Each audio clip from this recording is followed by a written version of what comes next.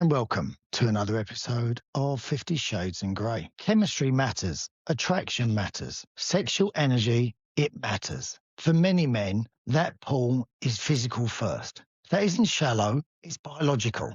But here's the mistake we make. Chemistry can feel like evidence. It feels like information. Your body reacts. There's excitement, there's tension, anticipation. And when someone wants you, especially sexually, it feels validating, powerful. But being wanted is not the same as being chosen. Sexual attraction doesn't equal emotional availability, and intensity, especially early, isn't proof of long-term potential. Chemistry is real, but chemistry is often just familiarity mixed with intensity. Sometimes it's ego, sometimes it's projection, sometimes it's your nervous system lighting up, not your values aligning. And when you're dating intentionally, especially in midlife, chemistry can feel urgent because you don't want to waste your time. So you interpret spark as possibility, but compatibility is slower. Compatibility is consistency. Compatibility is someone who shows up when there's no adrenaline involved. And that doesn't always feel electric. It can often just feel calm. So this episode isn't about dismissing chemistry. It's about understanding it. So you don't mistake desire for alignment. Chemistry can feel powerful, and we need it. We need it in relationships, especially men. When you first meet someone, especially on a dating app, that instant when you first see them, that's chemistry. And you know sometimes whether you're in or you're out straight away. It doesn't mean that because you feel like you're in, it's going to last any longer than that date or the next date, but you need it to start with. Why do we trust chemistry? I think we trust chemistry because it's that feeling that gives us butterfly, a way of thinking this could be potential. But is that just like we've said before, everything that we want and everything that we hope for projected onto someone else? And is chemistry just initially an attraction? Our nervous system firing off, the adrenaline of meeting someone that we like physically without actually knowing any more about them. Is that why, especially on dating apps, things have a shelf life of around about 6 weeks and then they just peter out because you are just full on with it for the first 6 weeks because the attraction, the sexual chemistry, then it just dies because there's nothing more there after that. Your morals don't align. So what chemistry actually is, it can be familiarity and intensity. Because if there's things in this person that we meet for the first time that have traits of other people that we've been before, we recognize those straight away. And we feel comfortable in those because we're familiar with them. So they're things that we already know and we've already dealt with. So that be a part of feeling comfortable within that relationship. And sometimes it's the intensity of it and the relief of it, especially if you're on dating apps, the endless swiping of people and reading of what they want out of life that doesn't quite align with yours. And when you finally do meet someone, there's a relief and almost a desperation sometimes of thinking, you know, this could be the one, but this could be the one is very unlikely sometimes because we say it all the time. I think we just need to be thinking more along the lines of this is a possibility. And then that puts less pressure on the person we're meeting and it puts less pressure on yourself as well. Because there's nothing worse. And I found this when I was on dating sites. In the end, I didn't tell my friends that were in relationships what I was doing because I think to them it was always dating someone else. And that's not how dating apps work. Dating apps work in terms of you will be dating a lot of people because it's hard, especially in midlife, to find people that are compatible with your life. And people finding you compatible with their life as well, because they have existing responsibilities that they have to live up to, work, kids, houses, whatever it may be. And we have to fit into those things. So it's like we said before, it's a puzzle. And we need to be the right piece for the space they've got in their puzzle already. And that could be the last piece. We could be the last piece in a puzzle that we're looking for or they're looking for. And we want it to fit exactly, not, smash it in with a hammer and hope for the best. It's got to fit exactly. Otherwise, it's just not going to feel right. it's not going to look right. So sometimes when we meet new people, the unpredictableness of other people can feel magnetic. Why is that? Why do we feel like we're attracted sometimes to chaos and excitement? And I think that's just because it brings something into our life where our life can be calm. And all of a sudden it gets a little bit exciting because there's a few waves and oh, this is different, till those waves become way too big and then it's no longer exciting. It becomes absolutely terrifying and capsizes your vessel. And then that's the end of that. So we have to recognize when excitement can turn into something bigger like chaos and actually disrupt what we've already built in our life if we're happily single. And that's always the conundrum. If you're happy on your own already, you don't want something coming into your life that is going to be overly chaotic and overly dramatic. And at first, that may feel quite exciting. But after a while, you need some sustainability and you need some calmness to your relationships. Otherwise, it's not going to work. Now, some people love chaos. Some people need chaos. And for those people, they need to recognize that's exactly what they need in their life. They like the chaos. They get a kick out of the chaos. They get a kick out of the drama. And some people don't realize that they actually want that. But when they look at their life, they've always had that. And when they have calm in their life, they do probably find it boring. So again, when you're single, you do get to find out a lot about yourself and what you actually want. And with lots of people, especially if you keep asking the questions, why do I keep attracting these losers? Listen, if you keep attracting the same sort of people, that's something that you're putting out there, or the people that you're choosing because you're attracted to that. And sometimes it's a case of actually owning that and going, okay, then, well, if that's what I'm into, then I've got to be happy with that myself, or I've got to completely change how I am. And that's a hard thing to do as you get older. It really is, because you have to then change the things that you're looking for, and they may not excite you and you may find them boring. So you need to make sure that you know what you want and look at what you've had before in people, the things that you like and the things that you don't like, and learn to recognize those early in people as well. So there can be confusion between excitement and alignment. Because when you first meet someone, especially when there is chemistry, you can feel excited by it because your nervous systems are firing, the adrenaline of it, your heart's skipping a beat, and your stomach is having butterflies. And that can be exciting, but it doesn't mean that you align together, because it takes a while to find that out. It takes a few dates, a lot of time, and it can take up to 2 or 3 months before you even just start to scratch the surface of someone as well. Especially when you meet people, we're all on our best behavior when we first meet people. But as we grow more comfortable, we tend to be more relaxed. And when we become more relaxed, we're more of ourselves. And once you get to that point, then you start to find out more about someone. And that's when you can find out whether you actually align, because the excitement may be still there in other things, but you start to find out more about the character of the person, and also they find out the character of you. It may annoy them that you leave cups out or that you leave the toilet seat up, all these things that we do that we're able to put up with or not put up with. So it takes a while to get to that point of knowing whether you're aligned. And that's just the first of many steps along the way of the relationship. But sometimes, especially early on, we can confuse that excitement for alignment. Why is it harder in midlife, though? Why did we not experience all of this when we were in our 20s? And I think a lot of the time, especially for women, you think that there's the scarcity of everything. There's not a lot of men left. They've all been taken, or all the women are gone. All the decent guys are gone. They're either gone or gay, and they're not interested in me. And there's always this with men where women say it's okay for men, because as they get older, they get better. As we get older, we're fighting age all the time. And I really don't think that's the case at all. Women now, when you look at women now, they're incredibly beautiful as they grow older as well. And lots of women, I think, definitely get better with age because they get more confident with age, as do men. I think it's how you look after yourself.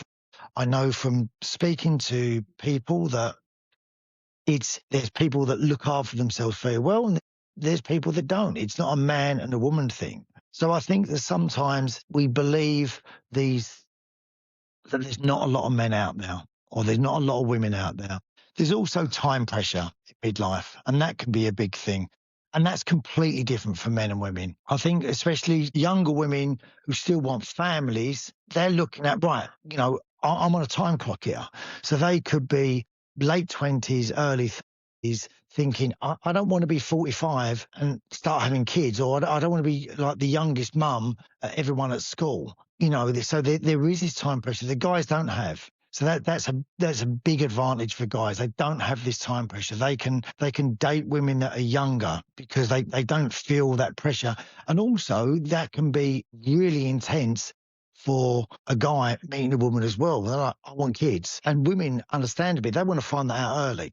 They want to know if this guy wants a family because they haven't got 2 years to waste. And they may not have 2 or 3 years to waste. They want to know straight away whether this person wants kids. And as a guy, you may not have thought about that. You may not have thought about having kids or having more kids or wanting young kids. So that can be a real deal breaker for a lot of women in terms of when they meet guys, and vice versa for guys as well. So there is this time pressure that is not consistent with male and females. So that matters a lot to a lot of people. There's a lot more emotional investment faster as well. And again, because of this time pressure, you tend to rush things because you think, rightly so, that you don't want to waste sort of a year and a half on a relationship that's going nowhere. You do that in your 20s. And I think in your 20s, it seemed quite easy to stay with someone a year and a half and not worry about it if it didn't go anywhere,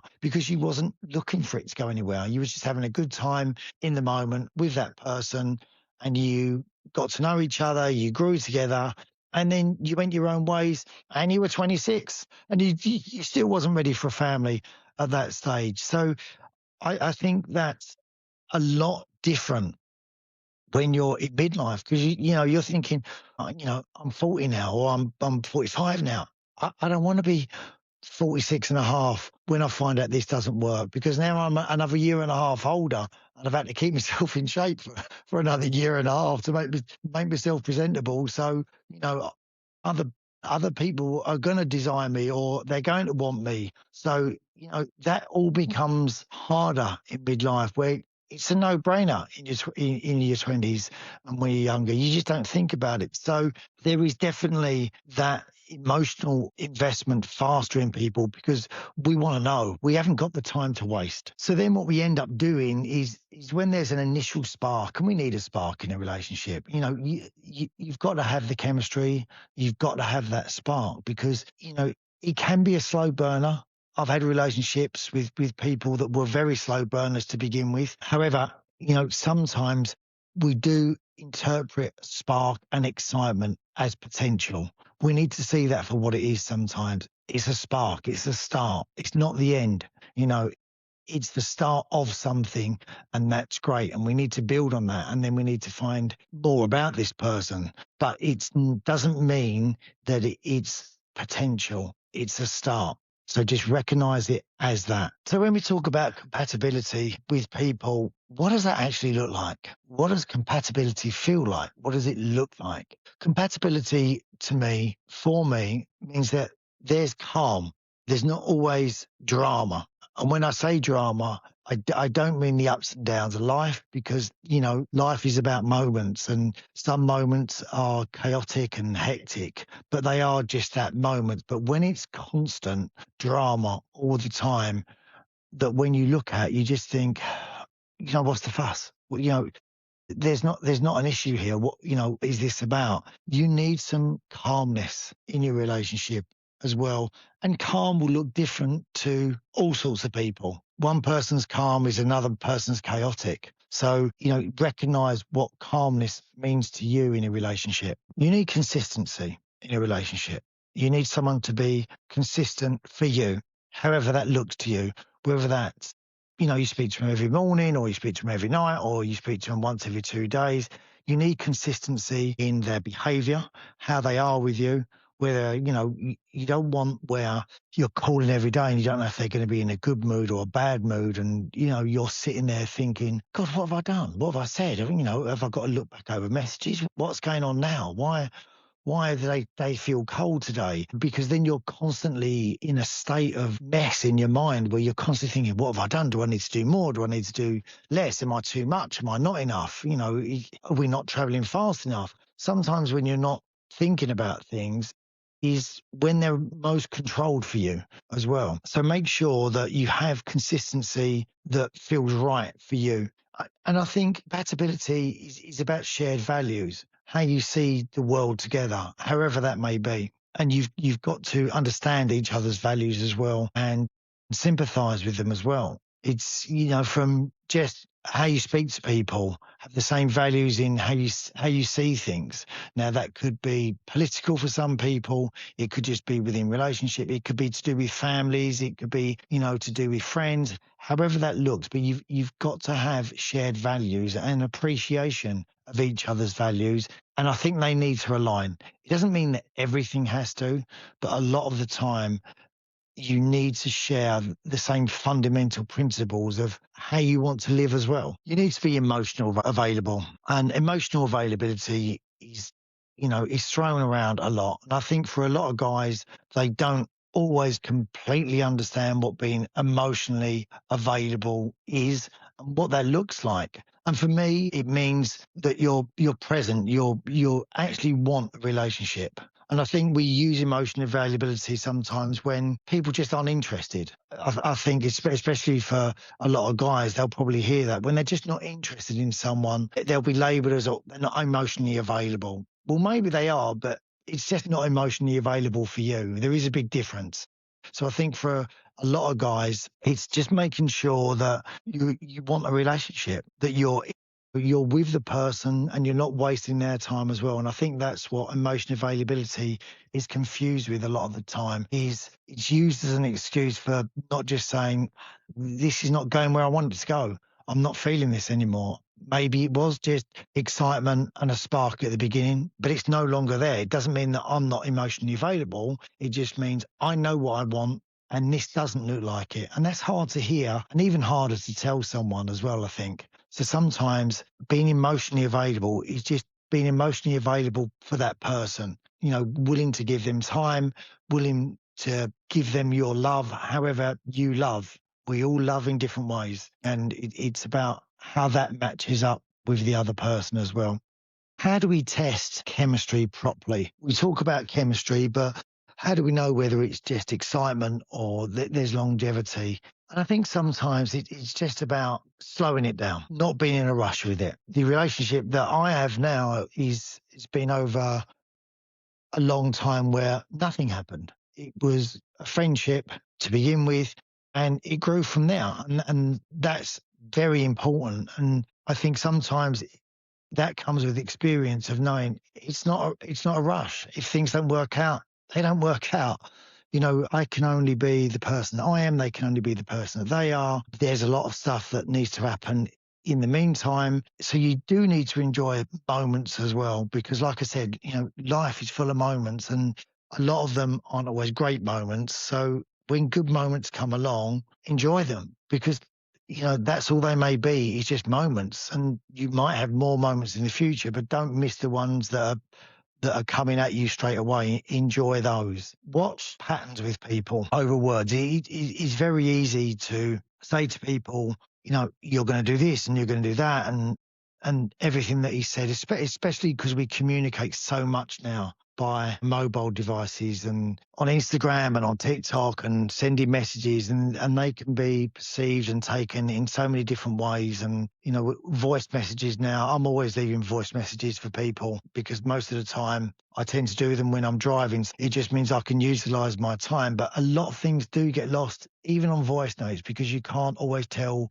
people's expressions and their tones and whether they're sincere. So over time, watch patterns over words, what people do rather than what they say. Do they show up when you need them to? Are they available when you want them now? whether you need to talk to them for 5 minutes or just FaceTime them for 5 minutes, or you need help with something, are they always available for you? And so it's very important to notice people's patterns, because when patterns change, sometimes that could be the start of something that you need to notice, because that could be a change in them or a change in you. So you need to understand your own patterns as well. Try to remove your fantasy projections. We've all got an idea in our head of the person that we want. And sometimes, especially on dating apps, because we can see a picture and we can think to ourselves, this person is that way and they're going to speak this way and they're going to do these things. And then we meet them and then they go out of the window completely. And other times we try and force what we want onto people when it's really not them.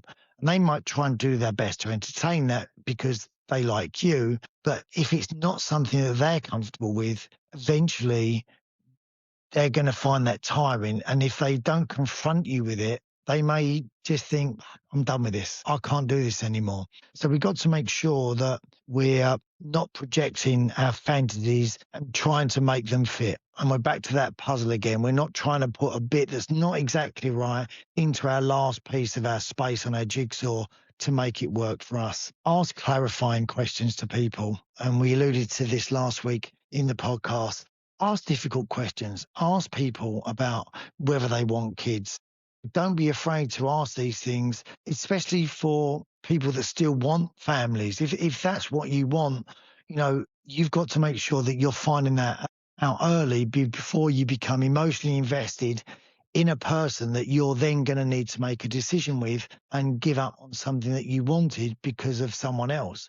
So make those decisions early and ask those questions early, those clarifying questions, to find out what you want. Ask those questions, silly questions. Even if you, in your head, you think, there's something not right with this guy, are you in a relationship still? Are you married? Are you still living with your ex-wife? Have you actually moved out of the family home yet? Are you seeing anyone else?